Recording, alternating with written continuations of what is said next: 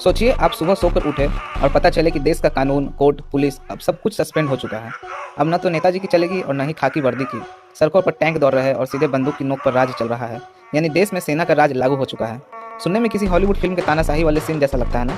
लेकिन भाई हमारे ही संविधान का एक ऐसा अनुच्छेद है जो भारत के किसी भी हिस्से में ऐसी सिचुएशन पैदा कर सकता है।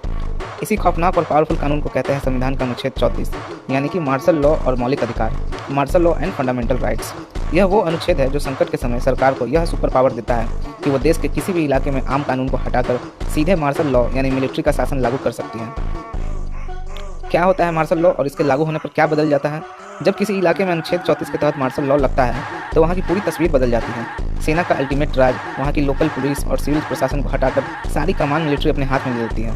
आम अदालतें काम करना बंद कर देती है और मिलिट्री की अपनी स्पेशल कोर्ट्स, मिलिट्री ट्रिब्यूनल्स फैसला सुनाती है।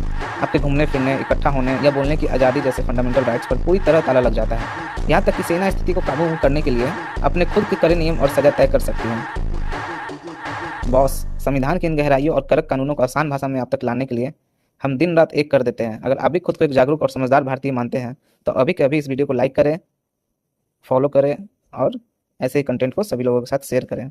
चलिए अब जानते हैं कि हमारा संविधान सेना को इतनी बड़ी सुपर पावर क्यों देता है। अब समझिए इसके पीछे का असली लॉजिक।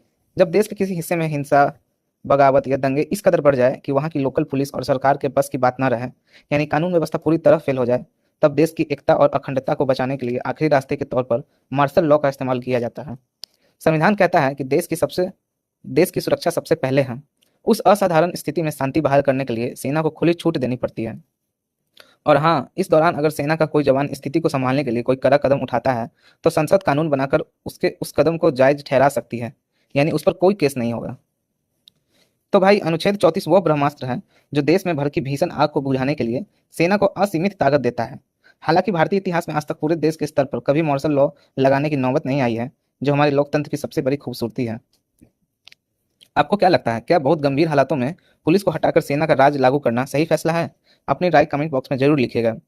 लेकिन रुकिए, जहां अनुच्छेद 34 देश में मार्शल लॉ की बात करता है, वहीं इसके ठीक बाद आने वाला अनुच्छेद 35 पूरे मौलिक अधिकार वाले चैप्टर का द एंड करता है, क्योंकि यही वो अनुच्छेद है जो संसद को मौलिक अधिकारों पर कानून बनाने की असली ताकत देता है।